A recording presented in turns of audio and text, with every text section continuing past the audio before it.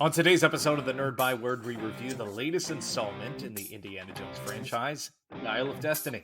Does it stick the landing? Find out next as the Byword begins now.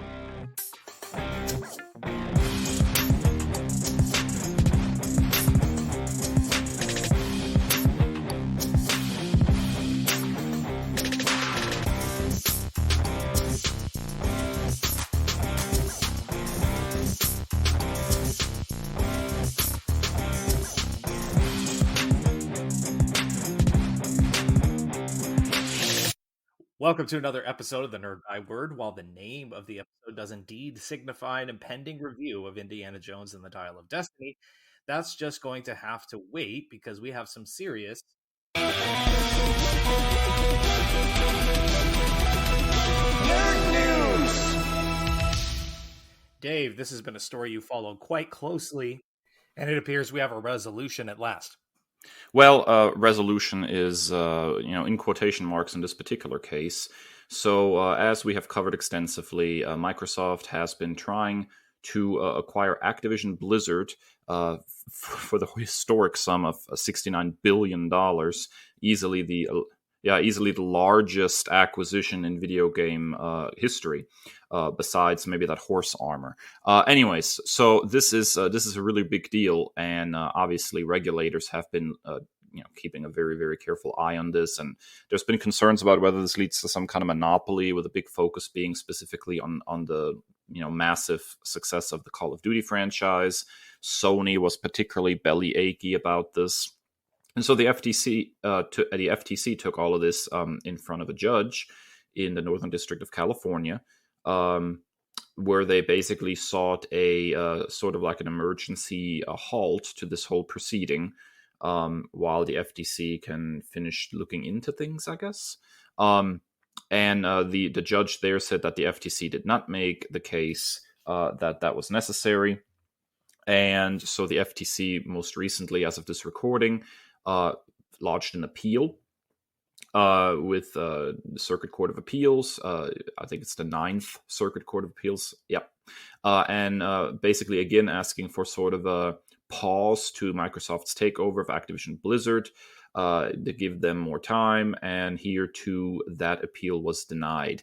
Now, in the meantime, there's going to be a proper appeals process appealing the decision of the Northern District of California when it comes to the legality of this merger. But since there is not a emergency halt being placed on this, that means that the July 18th deadline, as of recording, about 2 days away, but when you're listening to this, already long past, it will go ahead, which means that they have the go-ahead to proceed with this merger.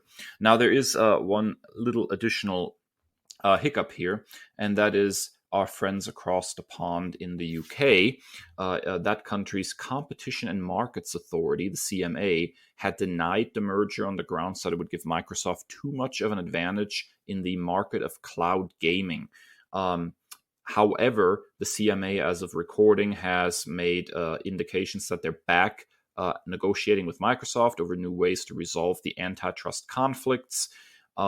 And it has extended the final deadline for approval there into August. That seems to indicate that they are preparing to accept some kind of compromise and let it go ahead there as well.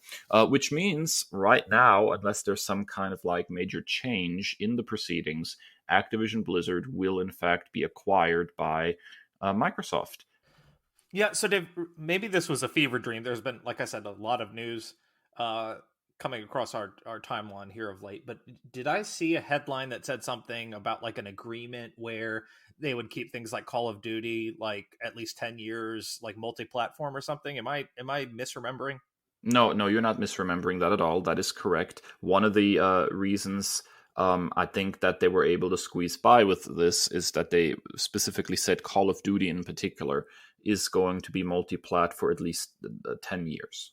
And really, from a business perspective, you got to start wondering where Microsoft is trying to make its money here, right? Are they trying to make it on console sales or Game Pass subscriptions or what, right? I think ultimately if they have, these games in a Game Pass subscription, they are going to sell more subscriptions, but maybe not necessarily more consoles. And so I think it would be actually financially pretty harmful to just pull Call of Duty off of other platforms when a huge revenue stream comes from those places. I think it's already enough of an incentive to say, if you buy an Xbox, you can have this in a subscription service, but if you are over on the competition, you can still play the game, but you have to shell out $70 for the game. I think that's already enough of an incentive to get people interested in Game Pass without going the exclusivity route. So here we are. Looks like a brave new world for Activision Blizzard. I actually find it most interesting in all of this that Phil Spencer, head of Xbox, has indicated several times that he is interested in reviving franchises and IPs that Activision has had laying around and has not been using very much, which means we could see some revivals or sequels to video game franchises we've not heard about in a while. And that kind of thing is generally speaking, usually a good thing. It was very nice, for example, to get a new Crash Bandicoot game. So if we're getting into that kind of territory and getting some older Activision stuff back into the forefront, they have a pretty deep catalog. It'd be nice to see some of that stuff back. I'm going to sneak this one in there too, since we're talking about video games. But Dave, did you see about the Black Panther open world game that a subsidiary of EA is going to take over? I saw that. I'm cautious with video game announcements anymore.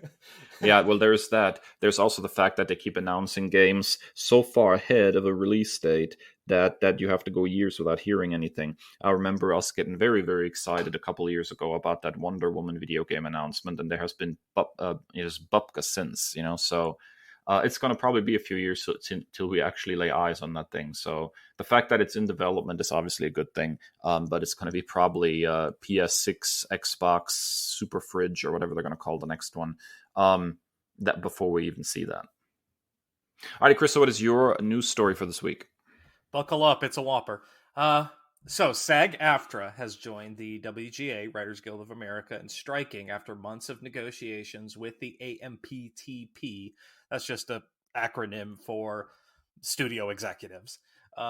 They've gone without a resolution, and if initial reports are to be believed, the two sides weren't particularly close.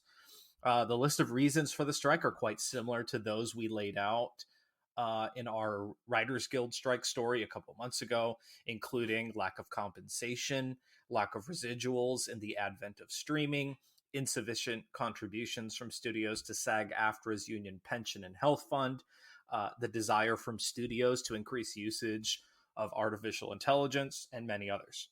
In addition to not acting or performing during the strike, actors are not allowed to attend movie premieres or promote upcoming releases in any form or fashion. Any interviews that audience members may see on social media will have been pre-recorded prior to the strike. In fact, Blue Beetle star Xolo Maridueña has stated that he will not partake in any promotion for the film. Disney's Haunted Mansion last night, as of the time of recording, premiered at Disneyland with a red carpet populated by characters from the theme park. A few social media influencers have come under fire for proudly accepting work promoting these films and are being considered scabs for crossing the picket lines. Just a kind of a peek behind the curtain, but Francesca Ramsey has been an incredibly insightful follow for myself personally, kind of educating myself on all of this. Tensions are continuing to escalate as well, with newly returned Disney CEO Bob Iger stating that the claims of striking actors are, quote, unrealistic.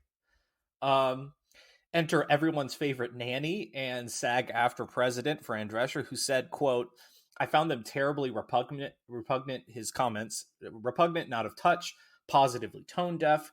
I don't think it served him well. If I were that company, I would lock him behind doors and never let him talk to anybody about this, because it's so obvious that he has no clue as to what is really happening on the ground with hardworking people.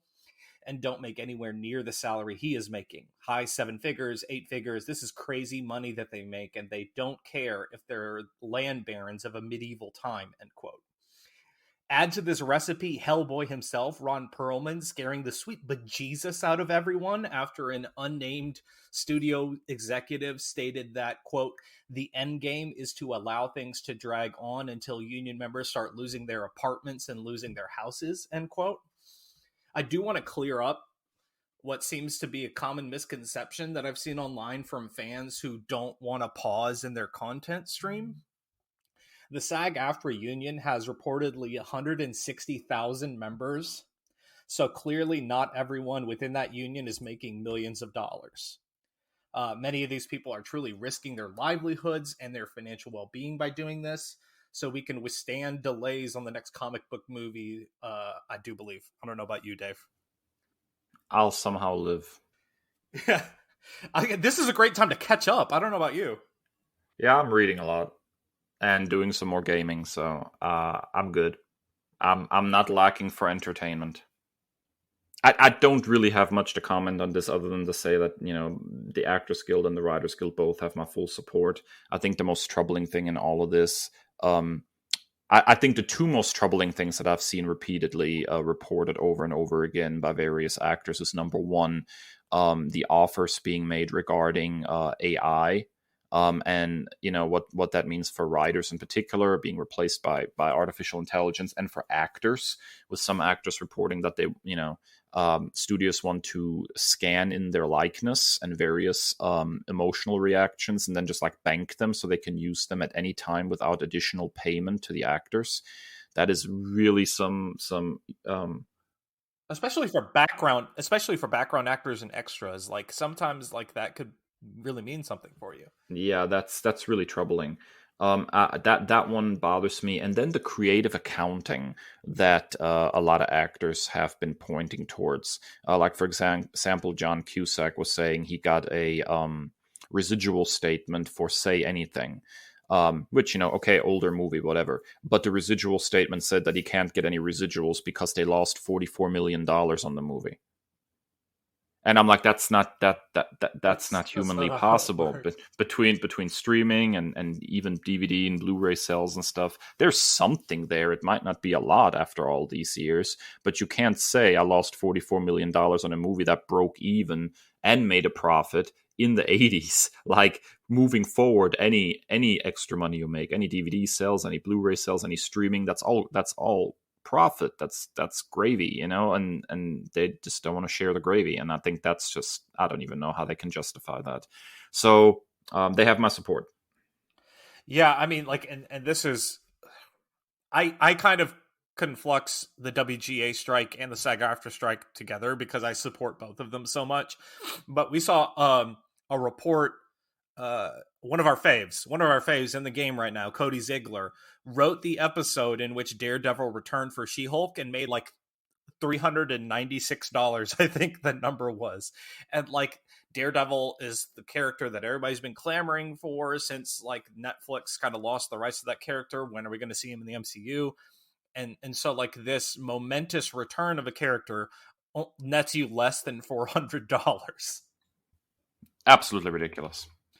All right, that wraps up Nerd News. When we come back from our first break here, we're going to review Indiana Jones and the Dial of Destiny.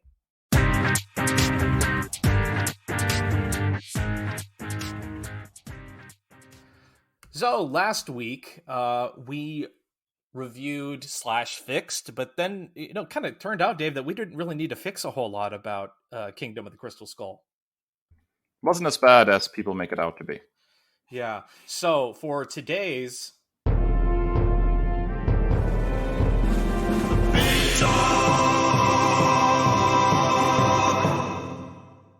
we thought it was completely just the natural transition to review Indiana Jones and the Dial of Destiny, which is currently playing in theaters. And as customary, we are going to have 3 likes and 3 dislikes of this film. So Dave, you got my favorite thing about the film as your first like.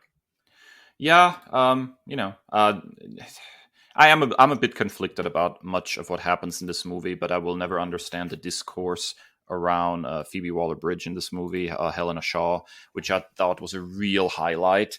I have to say that she brought the exact right sort of charisma and swagger to the role, and just a real shrewdness that I appreciated. I have to say this was a great addition to the canon of Indiana Jones as a character. I really enjoyed her performance. I liked her in the action sequences. I found that believable. This is a very different, as somebody who's dipped in and out of Fleabag, this is a very different Phoebe Waller-Bridge than I've encountered before. And I really liked it. Like, I thought she was a fantastic character and exactly what this movie needed. I think we're going to have to be very honest here about the age of our good friend Dr. Jones, and that, extensive action sequences are extremely difficult at that age. And even the things that he did do, there were a couple of points where I was like, questionable for an 80-year-old guy, questionable. However, I think one of the things that we naturally just are going to have to accept is if you make a movie with a hero that is that long in the tooth, you need another figure to carry some of the action sequences. And I think Helena Shaw was the perfect character for that. So great casting. Really enjoyed the character. Had an interesting arc too, being very mercenary in the beginning and then sort of softening up towards Indiana Jones and his point of view. I thought it was just probably the smartest thing in the movie was Helena Shaw. Yeah, I think I already was a fan of the character when she first appeared and had like that fast talking, like witty repartee. Like I was already hooked. And then you inject that duplicitous nature, like that really kind of made it a much more in-depth character, in my opinion. And like it is all the more fascinating and just like a tour de force performance by Phoebe Waller-Bridge, who my introduction to her work was in the Solo movie where she played the droid that whose name escapes me. Oh That I yeah, I absolutely forgot about loved. that. Yeah, So yeah. I have not watched Fleabag yet, but I think it's high time.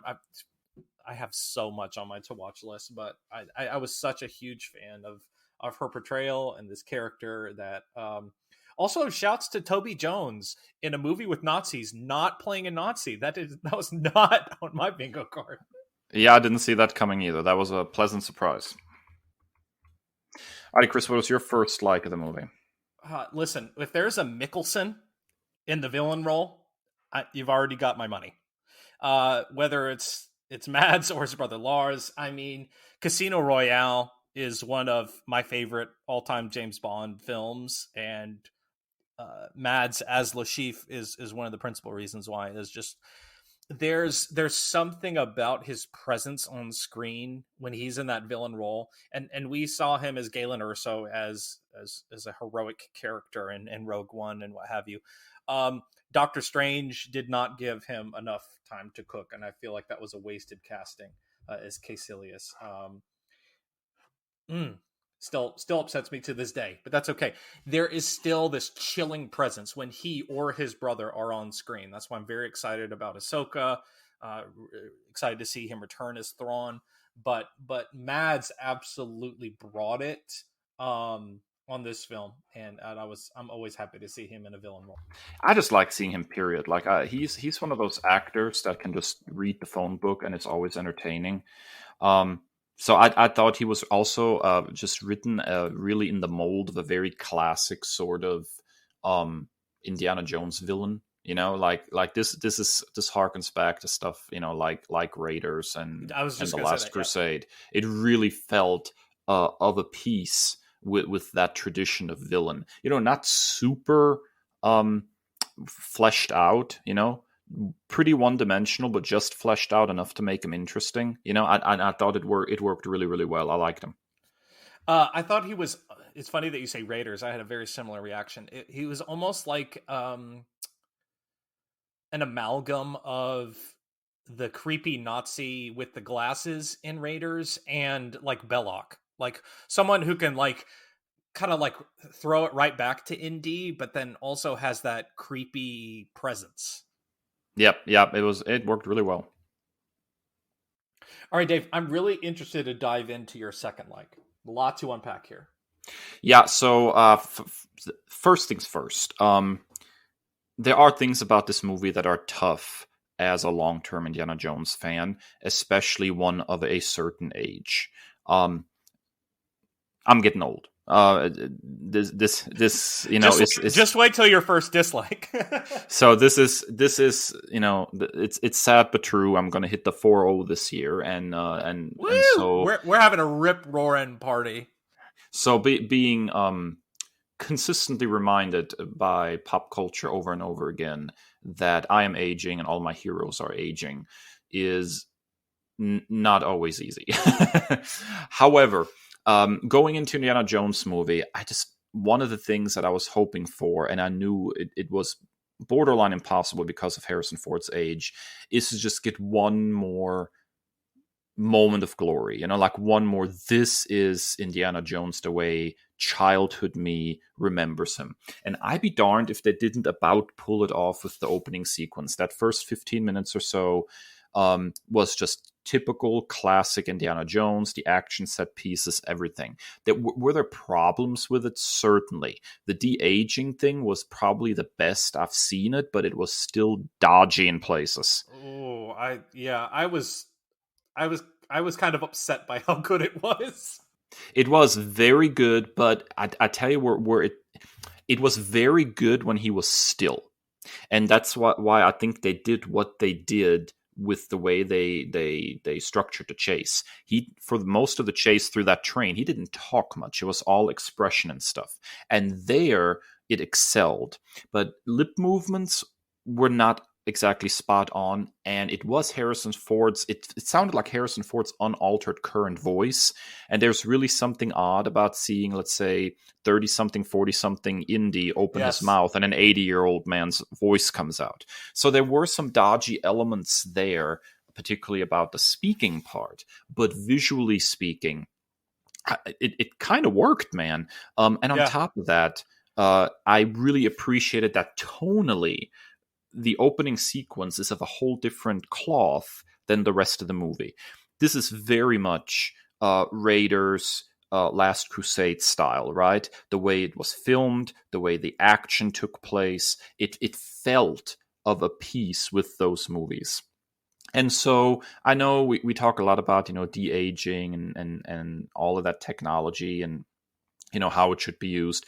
For one, don't resurrect dead actors. That's just in poor taste. But if Harrison Ford was game for this, I'm actually kind of glad they did this, because it's been a long time since we've seen this Indiana Jones. Yeah, even Kingdom of the Crystal Skull, he was already getting long in the tooth, right? So it's been since The Last Crusade since we've seen this Indiana Jones. And I think we needed a reminder at the beginning of this movie of what he was in his glory days, to then, connect more strongly with where he was in his life for the rest of the movie. So I love that opening sequence.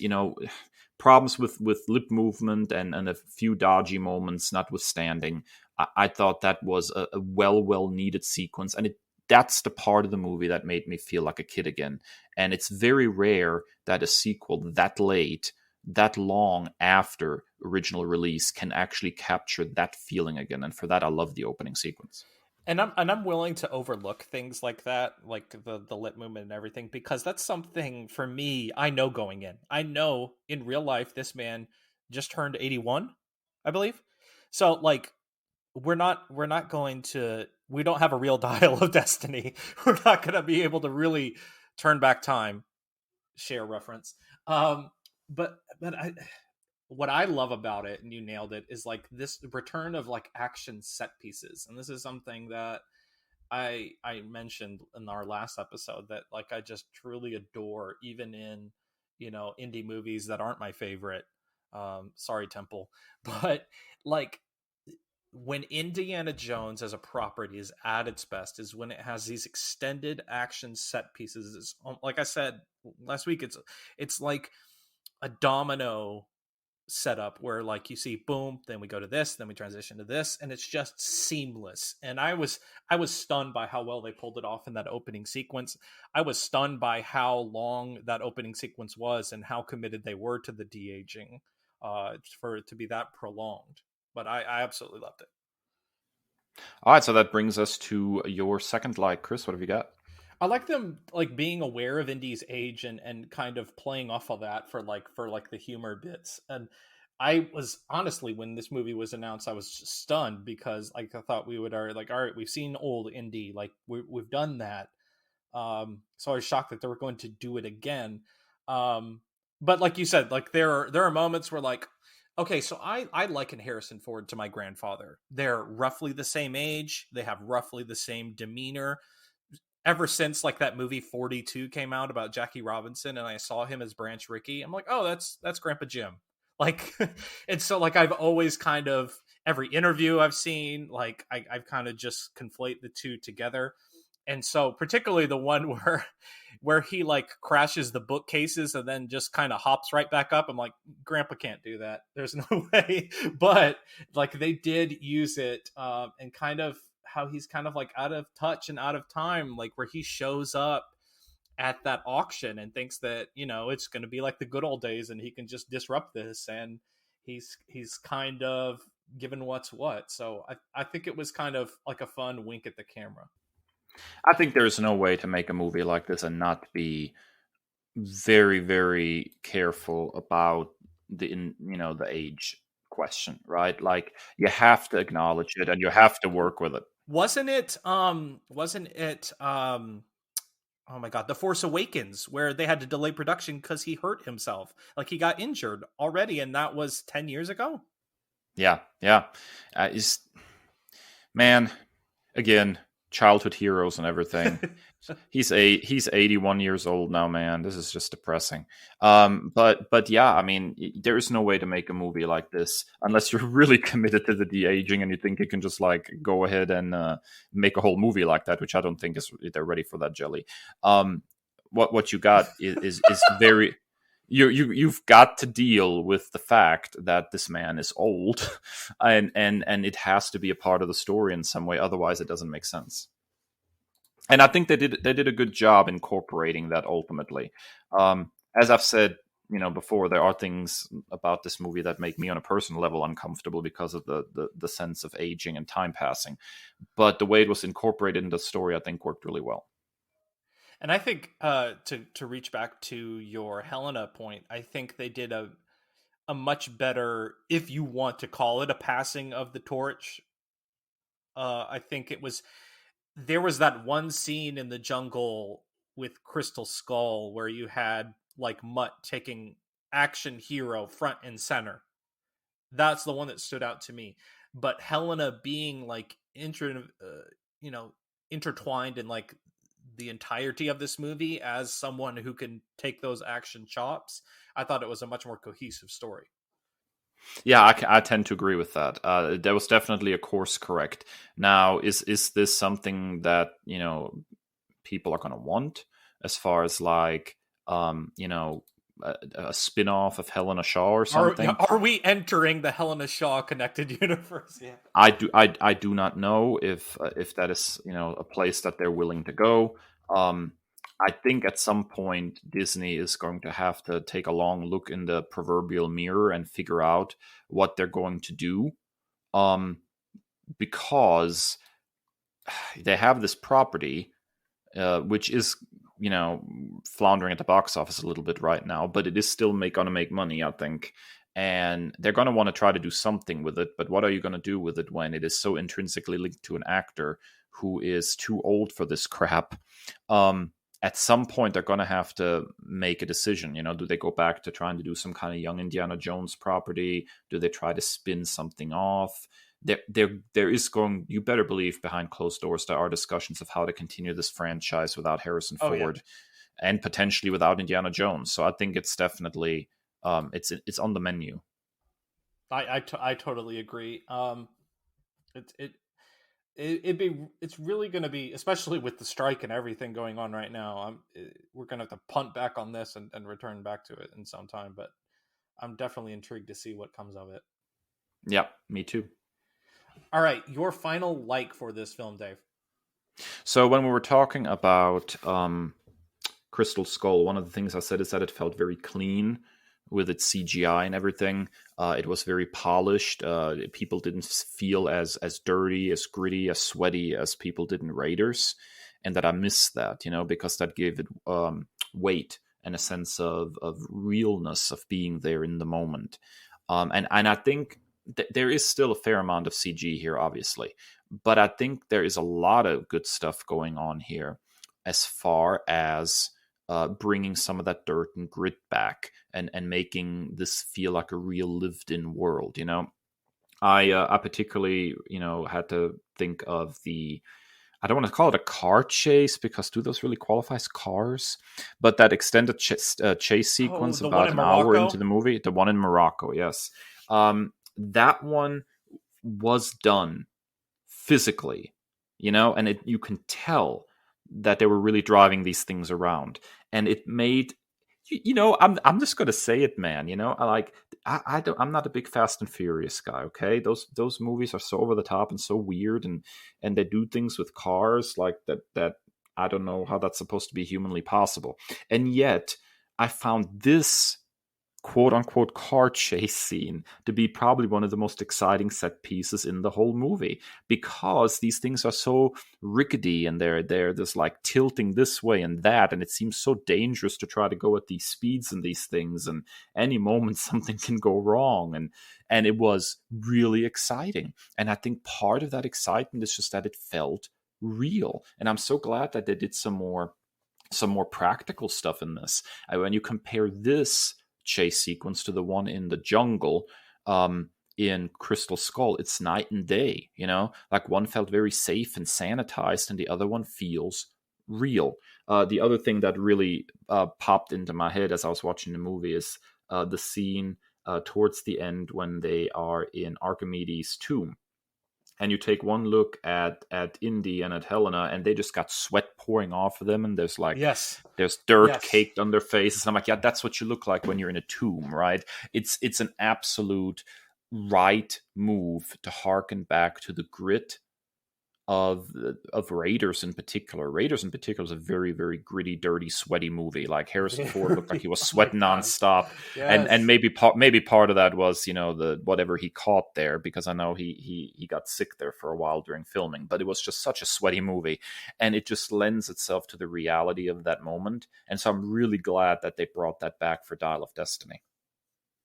Yeah, I totally agree. Like it just makes it much more believable and much more kind of like lived in. Like it feels like, if I love when movies are like atmospheric, or shows are atmospheric, and it feels like I'm there. And the jungle chase scene in particular, the stunts themselves I enjoyed, but the CGI kind of took me out of it.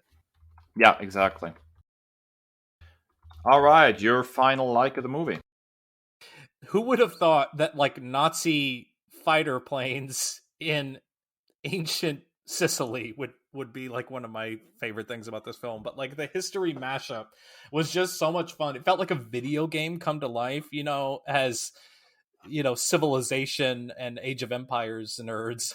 Well, I know you play Civ, but like is like seeing these two remarkably different civilizations and time periods of history kind of clash down to the details of like the propellers on the tomb of oh my god, what's his name? Archimedes. Archimedes, thank you. Yeah, so like propellers and like and like how they explain it away like it's a dragon, and like playing with like that Greco-Roman mythology of, yes, it's a dragon because it's something that we can't scientifically explain yet. It was just so off the rails and fun and deeply unserious, which works in an Indiana Jones film. Yeah, I know that this is probably one of the more controversial bits in this movie that they actually do in the end, go back in time. But look, I don't think this is anything that far removed from what they did with other Indiana Jones movies. It's the Chekhov's gun thing. Like if you're going to introduce a MacGuffin, in the movie, then you have to be prepared to use that MacGuffin. To use it. Yes. Yeah, that's why I had no problem with how the aliens showed up in Crystal Skull either. If you're going to introduce a MacGuffin that is related to aliens, you better see some darn aliens. Otherwise, the audience is going to feel cheated. So, in Raiders, can you imagine if they would have like followed this Crystal Skull and it was just people who used the binding? Can you imagine if that was like the ultimate reveal? Yeah, I don't even know, man. I just like in Raiders, they opened the Ark. It had to be opened, right? In Temple of Doom, we saw those stones in action. In Last Crusade, they drank from from the Holy Grail. From the Holy Grail. Maybe that's why. Like, you know what? That's why Indy can do these stunts. He's immortal. He drank from the Holy Grail. I wish, man. So, I think that it would have been incredibly silly to introduce the Dial of Destiny and then not travel in time in some way, shape, or form. Now, the part of them actually like having a conversation face to face with Archimedes, I could have done without that part, but everything leading up to that, I thought was perfect and very much in line with delivering on a promise that is made when you introduce the Dial at the beginning of the movie. So, don't expect a MacGuffin to not be used in an Indiana Jones movie. That is a pattern that has been consistent across all of the movies.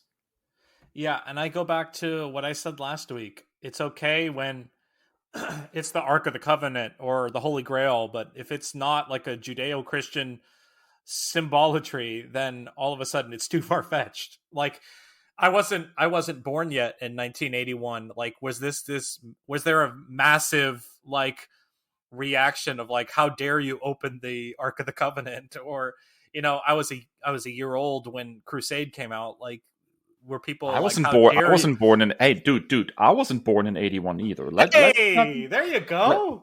Let's not get that cruel. Come on, man. I wasn't saying that to you. I'm just speaking rhetorically.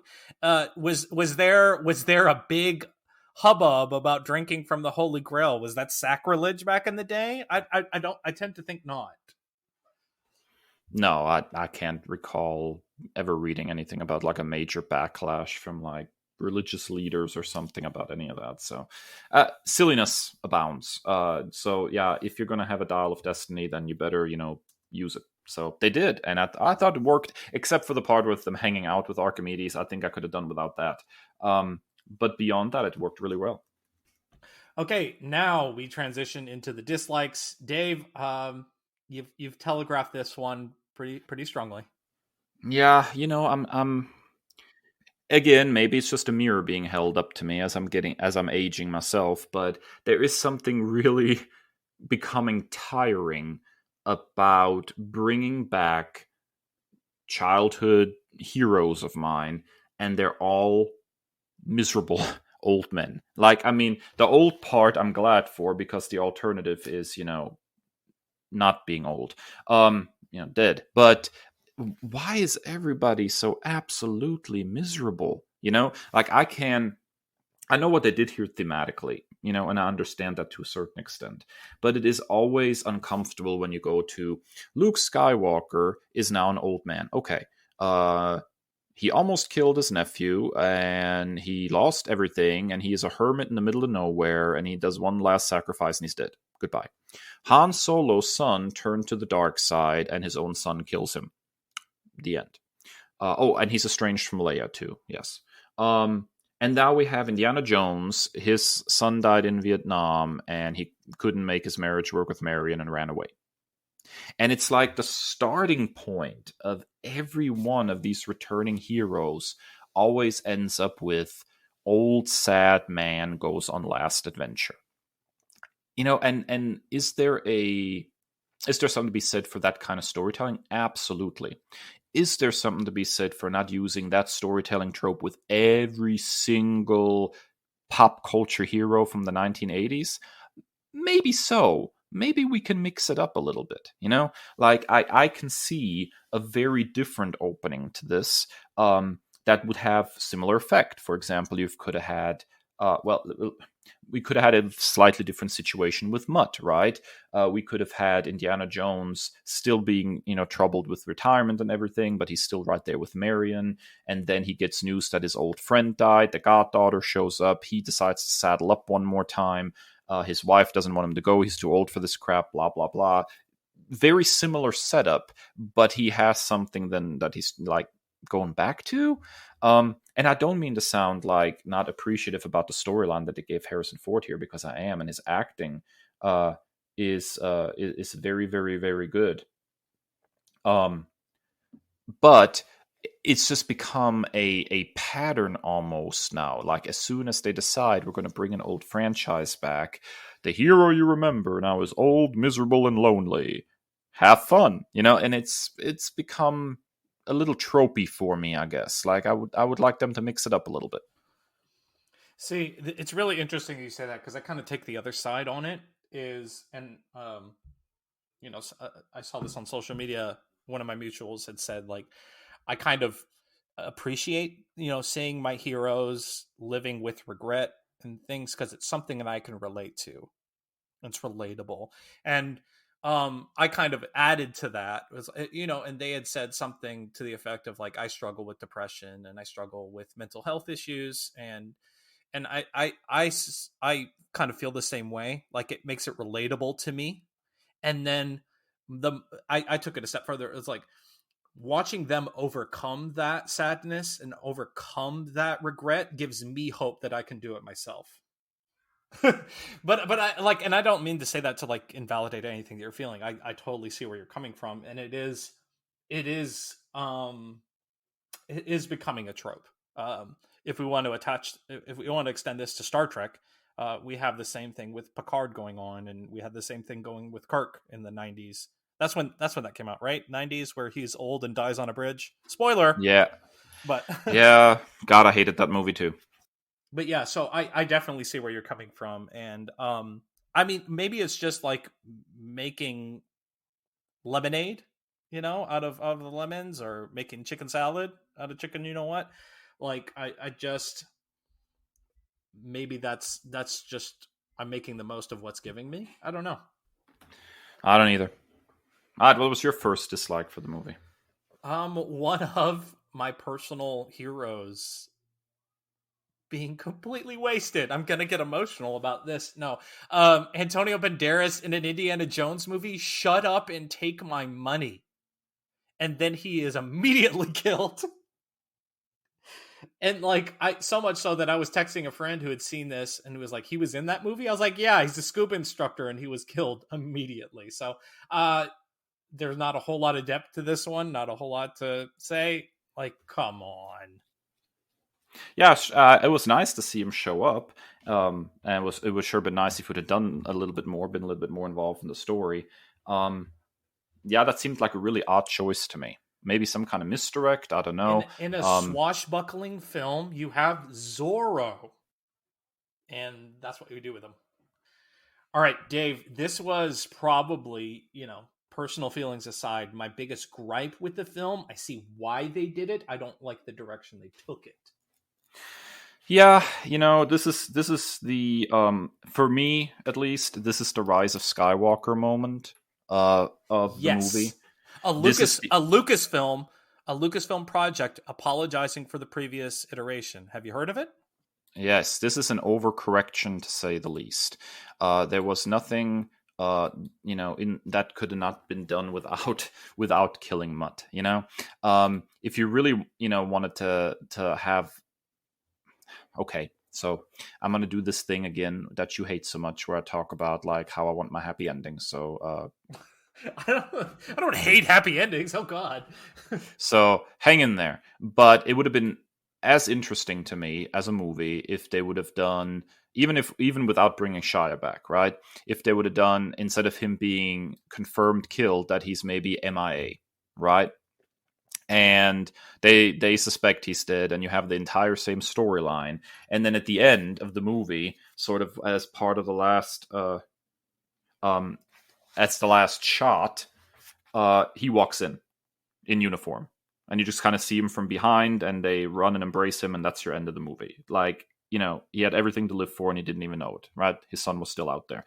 Maybe that's idealized, but that I would have liked maybe a little better. But even if you don't want to go that route, you just could have said Shai's character, like, Mutt is over there and he's raising his own family. Boom, finished, problem solved.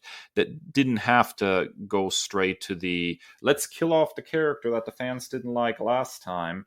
That just seemed unnecessarily cruel. And it seemed like pandering to a certain kind of audience that always wants to have it their way. And if you want to have it your way when it comes to storytelling, go to Burger King, okay? Like, you can have it your way there. But stories, yes. I'm not a fan. I'm really not a fan of people radically altering their trajectory. I mean, I'm going to always be a vocal guy when I don't like a story, right? I don't like it, right? But I also can, at the very least, respect creators who stick to their guns and tell their darn story rather than Rise of Skywalkering the situation. And this felt very much like a Rise of Skywalker situation to me. I'm going to take it a step further. In what world does Mutt go to Vietnam? Seems weird, right? Out of character. We go from a greaser and a rebel to going to one of the most highly contentious wars in American history. It seems so, like, I'm okay. Listen, I know that behind the scenes, Shia LaBeouf is one of the most troubled and troubling individuals in all of Hollywood. Domestic abuse allegations. Truly, I absolutely understand why you want to divorce yourself of that person. Okay? And in a world with IP where we are cripplingly afraid of recasting, apparently, even though this character's only been in one movie, if you're not comfortable recasting him, give him a more like in character send off than he went to Nam and died. That just, it seems like such an out of character moment that makes no sense. I don't believe it. Like, we're in a movie where John Rhys Davies, if you want to listen, a lot of people hold up Raiders of the Lost Ark as a perfect, ineffable film that's flawless. I'm sorry, it's not. We have a Welsh person in brown face playing an Egyptian man. Okay? And we had him return. His problematic politics in line. For those of you that don't know, John Rhys Davies, yes, Gimli, is like MAGA of the UK. Very ironically enough, like immigrant. Chris, keep talking. I'm going to step away for a sec. Yeah. He, ironically, perhaps very anti-immigrant for the UK, like very in line with Trumpian politics. He gets not one but two return scenes in this film, and I get it. Listen, if you don't want Shia to return, that's totally fine. But you got one problematic person coming back, and then you just have this weird situation, and it just, for the bottom line, it feels out of character. If you don't want to bring Shia back, that's fine. Just make the story make more sense. All right. So what was your second dislike, Chris? It just did not make sense that Indy would want to stay in Syracuse. Like, we get it. He's upset about his family and home life. Maybe he's sad about retirement. He doesn't know what the next phase of his life holds for him. But as a historian and someone like with any kind of remote sense of time travel, you would know that you can't stay in the past. You can't screw with the past. Like, even this conversation that you're having with Archimedes is troubling. Like, you can't just stay there, bro. I don't think so. I don't think so. But I have comments. But you go ahead. No, go ahead. Like, that's it. Like, it just didn't make sense to me. Okay, yeah. So the whole him giving up thing. I don't think he wanted to die. I think he wanted to live history. And I think Indy in that Oh, I moment didn't. of Oh, I time, didn't. Oh, I didn't think he wanted to die. I just.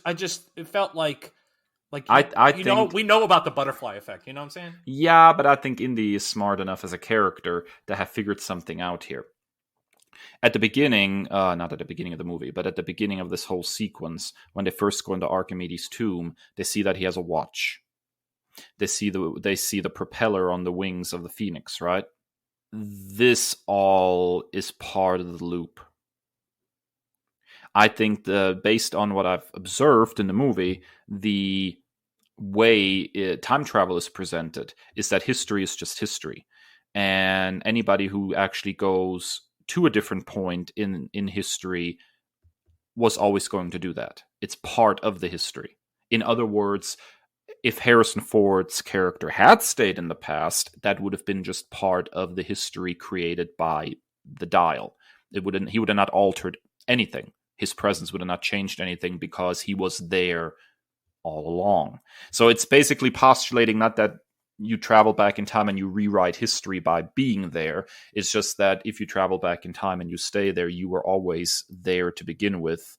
And so the events that you were born into are unchanged. Does that make sense, Chris? Yes, this is why I strongly dislike time travel stories. I love time travel stories. I hate it. I hate it. Oh, I hate it. So this is basically, I think what they were trying to say is that this always had happened. This was not a new development, and Nazis showing up at their head.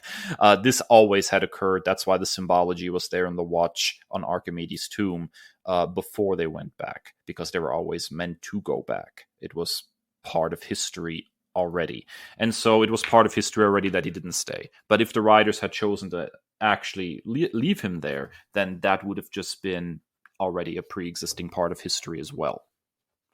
So I don't. It's hard for me to wrap my head around Indiana Jones just giving up like that. But then again, I'm not 81 years old and have lost my son in Vietnam and lost my wife and lost my job. So could a character like him get to this place? Maybe, I don't know. It made certainly for an interesting climax in that he kind of had to be shaken out of it a little bit by his goddaughter, which I thought was cool. I do love that moment where she just knocked him out. That was great. That was a very Indiana Jones move Yes. of her. Yes. Yeah, it's definitely something he would have done. I mean, listen, and what other franchise do you like? The climax is punching an 81-year-old in the face. It's good times. Reminds me of that scene from Hot Fuzz where the shut up! main character like drop one of kicks that woman. Okay, you want to talk about canon events of our friendship? That's a canon event. That old woman getting dropped. I've never seen that. I've never seen that. I'd never seen that movie. And this was one of our earliest conversations. And you said you have to watch Hot Fuzz. They drop kick an old lady. I'm like, what the hell are you talking about? Let's fire it up. All right. So, third and final dislike, Dave. Maybe a nitpick, but they kind of set things up at the beginning of the movie, like the CIA is framing him for the murder of the people at the university, and then they never address it again. So I don't know how he's just going to go back to normal life when he's getting ready to be arrested for murder. I think maybe there was a scene that got cut or something that's on the cutting room floor that just kind of like, has somebody show up and be like, hey, we know that this guy was misusing the CIA and we apologize. Sorry. But that scene must be on the cutting room floor because we reached the end of the movie and apparently Indiana Jones is still wanted for multiple murders. Maybe that should have been resolved with some throwaway line or two just to make sure that everything is neatly tied up with a bow, considering this is his final outing. I completely misread that. You said wanted Indy. I thought you meant that no one wanted him, like no one loved him. Well, that too, but that's a whole nother separate issue in this movie. Well, can we? Okay, shoot. I'm gonna color outside the lines here. Can we talk about like that ending? I cried. I absolutely cried. The ending. Where doesn't it hurt? Got me. Yeah, bringing that back was a nice moment. Yeah. So yeah, I now that I understand what you meant by wanted, I agree. Yeah, that was yeah. I see where you're going there. All right, your final dislike. Okay, again, this is a nitpick, and by God, by no means does this mean that Lucasfilm needs to take out an entire film just to overcorrect and give me what I want because I'm a fan. That doesn't mean I need another indie film. I don't need an 85-year-old indie just to get what I want. Not happening. But I was just hoping. One of my favorite moments of the last year was the reunion of Harrison Ford and Ke Huy Quan, and like seeing Ke Huy Quan rightfully winning all the awards for his performance in Everything Everywhere All at Once. I don't know. Have we nerd commended that, Dave? Because it needs to be a nerd commendation. Is that nerdy? I don't know, but it's an immaculate film. It's multiple universes. I would say that's nerdy enough. Yeah. So, I would just have loved to see Short Run come back, especially where we got little homie. What was his name? Ronnie? Tommy? What was the little boy's name? He was great. He was fun. He was one of the ones that I meant to list on my likes as well. So it was almost like we had another short round. Like it was really fun. He was really crafty. He was saving their necks half the time. And so it would have been kind of fun if we're bringing back the problematic John Rhys Davies. I'm totally not sorry for continuing to rag on him. Teddy was the kid's name. I thought it would have been fun to have him return in some form or fashion, even just at the end. But like, I don't know. Again, a nitpick, just a personal want that does not like decrease the value or my enjoyment of this film. I just had to come up with a third bullet point, to be honest.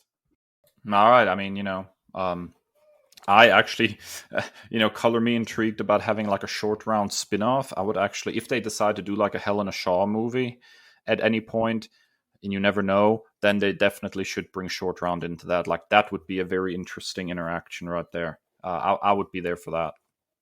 You listen to me. You live longer, Helena Shaw. Like that would be great. Yeah, I'm here for it. All right, Dave. Final grade on this film.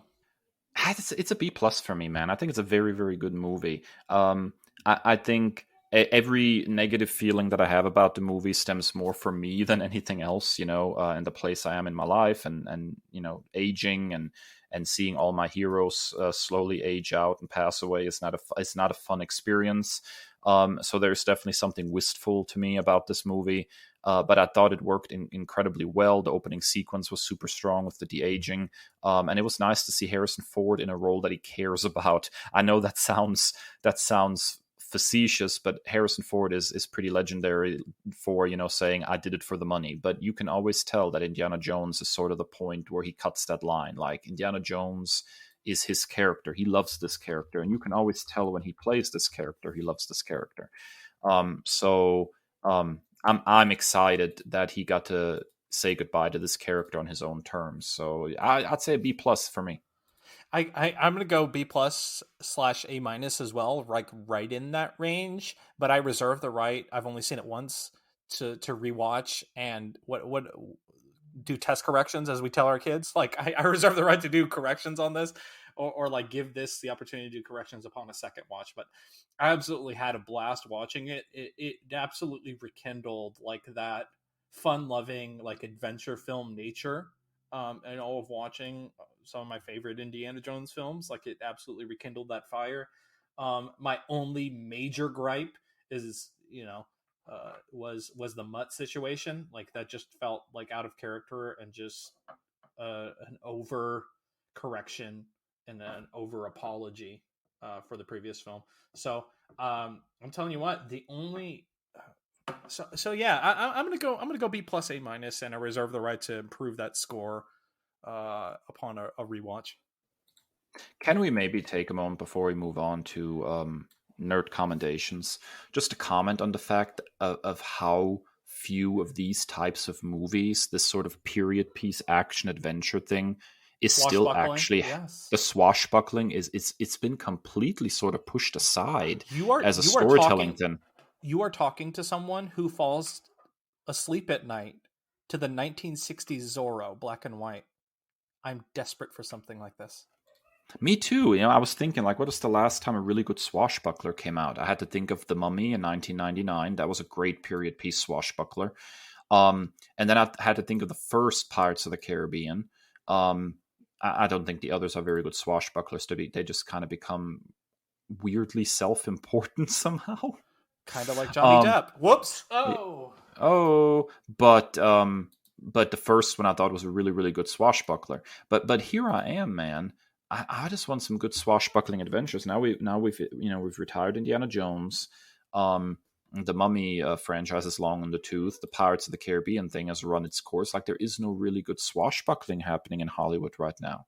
Well, actually, there's nothing happening in Hollywood right now thanks to the strikes. But once they get this situation figured out, I sure hope that they decide to do some swashbuckling again, man. Did you see Uncharted? I did not. I did not But that either. seems like along those lines, and I don't think it did particularly well. See, my big problem is that to me, a good swashbuckler, the best swashbucklers, are also period pieces. Like Indiana Jones taking place predominantly in like the World War II era. You got the Mummy post World War One. Really is the sweet spot for that one. Zorro is obviously a period piece. The Pirates movies period pieces. Like, the best swashbucklers are period pieces, and so that's what I'm looking for. Is I want a good period piece again. It's hard to sell a swashbuckler in the advent of technology and smartphones, and I I guess so. guess Mission Impossible franchise is that, but I'm not interested in supporting any Tom Cruise venture. I think I saw the first one, and that's about it. You want to know how salty I am? They recast the guy who was the main character in the TV show just to turn him into a villain and have Tom Cruise kill him at the end of the first movie. And I'm still salty about that because I used to watch Mission Impossible TV show and reruns with my dad when I was a kid. Like, I liked Phelps, and you made him a bad guy, and you couldn't even get the guy who actually played him, Peter Graves, to come and do it. You had to recast him with Jon Voight. Also, you can say Tom Cruise is superior to the original Mission Impossible. Look, the original Mission Impossible was a bad guy, and he blew him up. Great. Like, that whole franchise runs all over me because of that. Yeah. There was another point. Oh, one other thing that I wanted before we head to nerd commendations. I absolutely love like what the Indiana Jones franchise does about like a social commentary about the time period in which it speaks. I thought it always, like, the original trilogy did a great job with that, but like I really loved it in Crystal Skull and here in Dial of Destiny. Of You had the Red Scare in Crystal Skull, and then you had like this Vietnam era, like the CIA being shady as always. Like, I thought it was, and then you had like the liberation movement, civil rights movement. I thought it was just another smart social commentary on being a period piece. Like, that's not always present when you do a period piece, is like to have like this almost like a learning experience. It's almost like, and as history nerds, we're gonna cling to that, but almost it's like seeing history brought to life, I guess. Yeah, I think that's a fun part of it, but I also like that it doesn't take over the swashbuckling, Like, it's there in the background and does what it needs to do without, I guess, kind of taking over the show. Yeah. So, yeah, I like that as well. All right, that wraps up our Byword Big Talk for this week. What were your thoughts and reactions to Indiana Jones and the Dial of Destiny? Be sure to hit us up on social media at Nerd Byword across all platforms. Individually, That Nerd Dave and That Nerd Chris on Twitter and Instagram. When we come back from this, our final break, 2 more nerd commendations.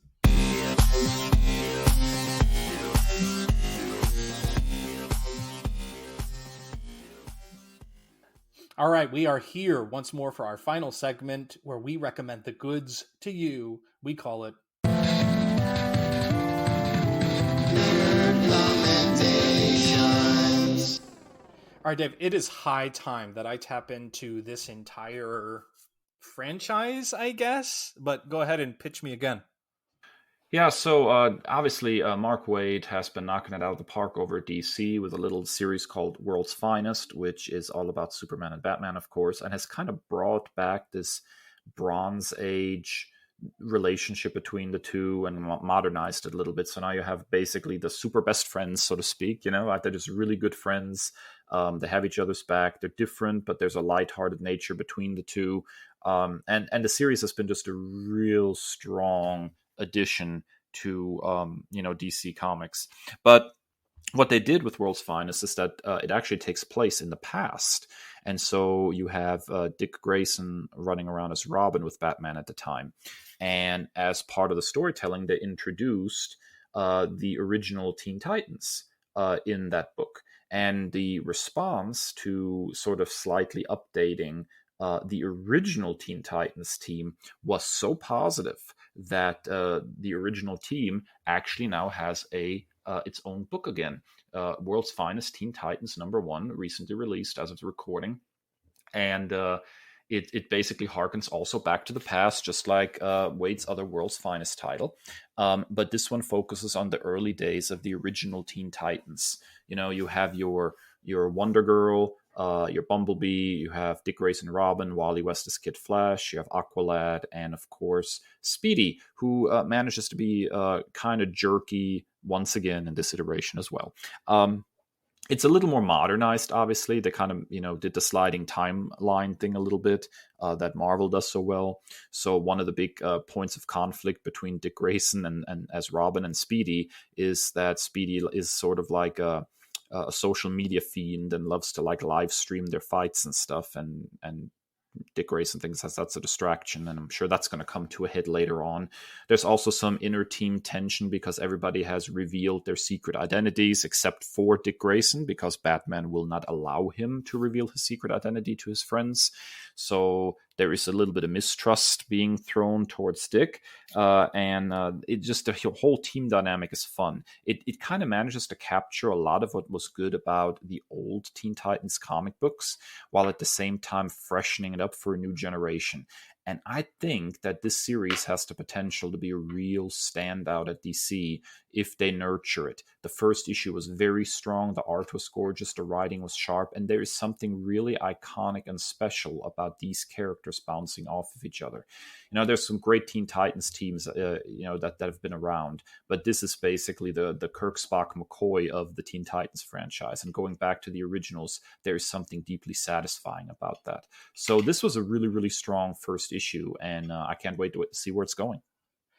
I see this as like an easy entry point. As a newcomer ish to the Titans, like I've seen like peripherally enough. Like I watched the first 7 or 8 episodes just begging the live action Titans to be good, and Anna Diop is flawless and perfect.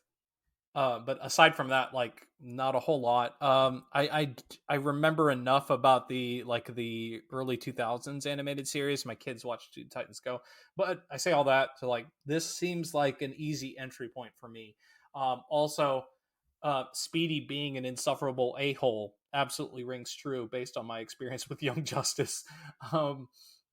So I'm definitely intrigued and definitely gonna be checking this one out.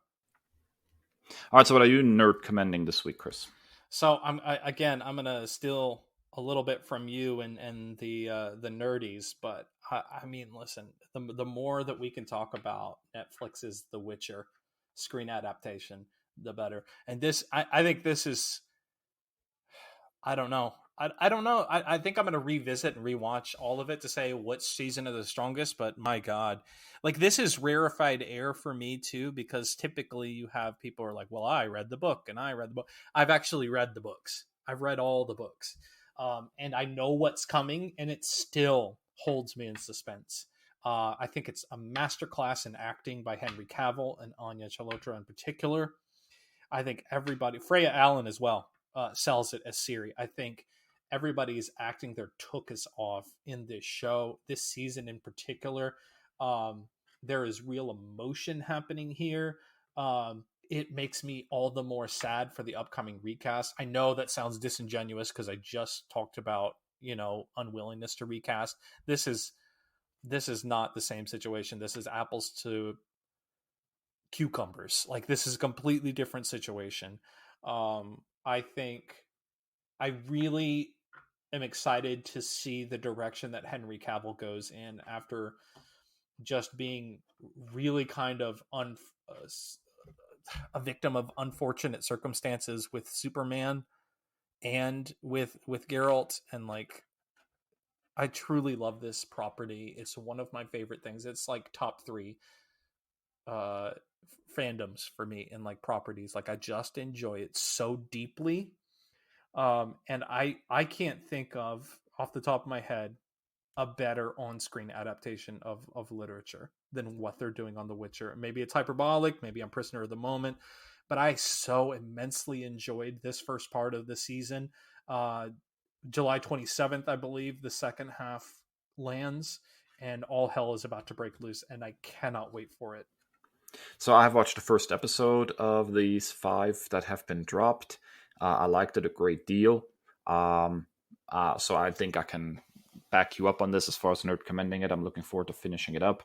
Although I will say that Jaskier's wig is distracting the crap out of me.